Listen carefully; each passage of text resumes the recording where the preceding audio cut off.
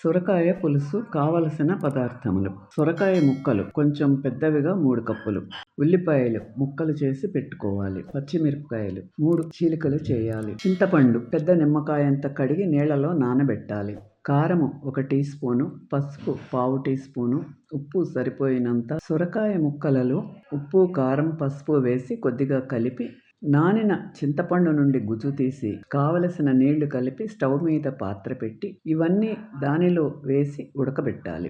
ముక్కలు, ఉల్లి ముక్కలు, పచ్చిమిరపకాయ ముక్కలు అన్నీ ఉడికిన తరువాత తాళింపు పెట్టి దించే ముందు కొత్తిమీర వేసి దించేయాలి. ఏ పులుసు అయినా ముందు ఉడకబెట్టి తరువాత తాళింపు వేసుకుంటే బాగుంటుంది. తాళింపులో ఆవాలు, జీలకర్ర, మెంతులు 1/2 టీ స్పూన్ చొప్పున, 2 ఎండుమిర్చి ముక్కలు, కరివేపాకు వేస్తే రుచిగా ఉంటుంది. చింతపండుతో చేసే ఏదైనా మెంతులు 1/2 టీ స్పూన్ వేస్తేనే బాగుంటుంది.